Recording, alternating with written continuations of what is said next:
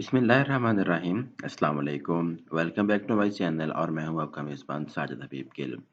Dear audience, school education department में काम करने वाले वो तमाम असातिज़ा जो कि अपना क्वालिफिकेशन अलाउंस क्लेम करना चाह रहे हैं, उनके लिए जो एपिसोड है वो अपलोड करने के लिए जा रहा हूं कि अब जो नई चेकलिस्ट है जो कि डिपार्टमेंट की तरफ से इशू की गई है, उस चेकलिस्ट में काफ़ी सारी जो है वो अमेंडमेंट्स हैं, बहुत ज़्यादा चेंजेस हैं और उसको बहुत ज़्यादा कॉम्प्लिकेटेड कर दिया गया है। तो उस हवाले से जो भी चीज़ें रिक्वायर्ड हैं, वो मैं आप लोगों को जो है वो अभी स्क्रीन के ऊपर दिखाता हूँ और उनकी थोड़ी सी जो ब्रीफिंग है वो भी मैं आप लोगों को देता हूँ।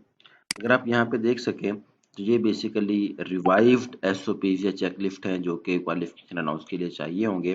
वो तमाम टीचर्स जो कि एमफिल कर रहे हैं, जिन्होंने एमफिल कंप्लीट कर लिया है, तो वो क्लेम करना चाह रहे हैं, तो वो इस चेकलिस्ट को जो है वो नाउ टू ऑनवर्ड जो है वो आगे फॉलो करेंगे। इसमें अगर आप सबसे पहली चीज़ देखें तो ये चीज़ पहले नहीं थी। इसमें एक फॉरवर्डिंग लेटर होगा, एक कंप्लीट रिपोर्ट होगी जो कि आपके हेड टीचर आपको बना के देगा, आपका हेड मास्टर आपको बना के देगा, जिसमें पूरी की पूरी जो एडमिशन की परमिशन है, आपका प्रोग्राम कौन सा था, आपने किस साल में पास किया, किस साल में शुरू किया था, वो स्कूल के लेटर पैड के ऊपर और साथ में उसके एक स्टाम्प पेपर, साथ में हेड टीचर का जो सिग्नेचर है, उसका डिस्पैच नंबर और डेट वगैरह। ये चीज़ पहले नहीं थी। पहले आप क्या करते थे, आप सिंपल एक एप्लीकेशन लिखते थे जो कि बी पॉइंट में है, उसको अपने हेड से या अपनी जो भी आपके कंसर्न अथॉरिटी है, जो भी आपकी इमीडिएट जो आपका बॉस है, उससे आप उसको साइन करवाते थे और फॉरवर्ड करवा लेते थे आप एईओ को, और एईओ फिर आगे फॉरवर्ड करता था डिप्टी साहब को, डिप्टी फिर आगे डीओ को, डीओ फिर आगे सीओ को, डिपेंड्स अपॉन कि आपकी अपॉइंटिंग अथॉरिटी कौन सी है। इसी तरह से जो अब ये काम है, ये वाला काम इसमें एडिशनल आ गया। उसके साथ सीएनएच की कॉपी, आपके पहले अपॉइंटमेंट ऑर्डर्स की कॉपी, पहले ज्वाइनिंग की कॉपी, इसी तरह से आप करंट जिस ग्रेड में काम कर रहे हैं, यानी अगर आप पहले 14 पे थे अब आप 15 पे हो चुके हैं, तो उसकी कॉपी। उसके बाद जो प्रेजेंट ग्रेड है जिसमें आप काम कर रहे हैं, उसकी ज्वाइनिंग रिपोर्ट। अगर आप परमानेंट हैं तो उसकी ऑर्डर की कॉपी। इसी तरह से जो एडमिशन परमिशन है, इसके लिए एक बड़ा डिटेल नोटिफिकेशन जो है वो आ चुका था कि अगर आपने वीकेंड प्रोग्राम पे किया है या अगर आपने डेली बेसिस पे क्लासेस क्लासेस लेके किया है, लेकिन अगर वो क्लासेस आपकी इवनिंग टाइम में है, उससे आपकी जो स्कूल एजुकेशन डिपार्टमेंट की जॉब है, अगर वो सफ़र नहीं करती, तो आपको एनओसी लेने की अब जो किसी किस्म की कोई ज़रूरत नहीं है। लेकिन फिर भी जब आपकी एप्लीकेशन के ऊपर किसी किस्म का कोई एतराफ़ लगाना हो, तो फिर इसमें इसकी डिमांड आजकल की जा रही, नहीं जी आप वो बनवा के लेटर लेके आएँ कि आप वो इवनिंग क्लासेस में थे या आप वीकेंड क्लासेस में थे। तो बहरहाल ये चीज़ जो है वो पहले रिक्वायर्ड थी, लेकिन बाद में रिक्वायर्ड नहीं थी। इसी तरह से जो एप्लीकेंट की जो रिक्वेस्ट है, जिसमें उसने एचईसी की ट्रांसक्रिप्ट के लिए वेरिफिकेशन के लिए उसने अप्लाई किया है, अब ये चीज़ भी पहले मौजूद नहीं थी।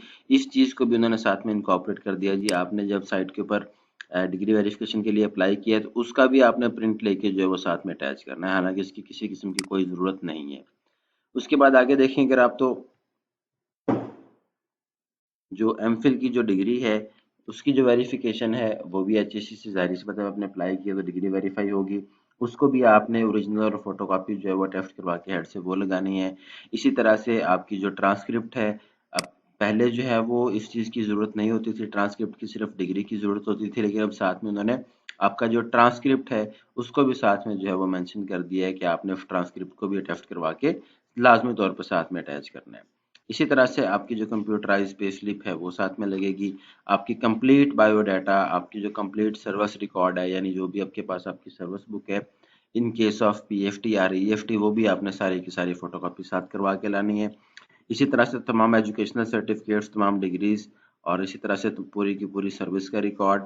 इसी तरह से एफिडेविट के आप जो है इससे पहले इस किस्म का कोई जो है वो अलाउंस अवेल नहीं कर रहे थे, ये खैर पहले भी लगाना पड़ता था, लेकिन ये सारी की सारी चीज़ें इसमें जो है वो नई ऐड हो गई हैं कि आपने एचईसी से लगाना है, ट्रांसक्रिप्ट भी साथ में लगानी है।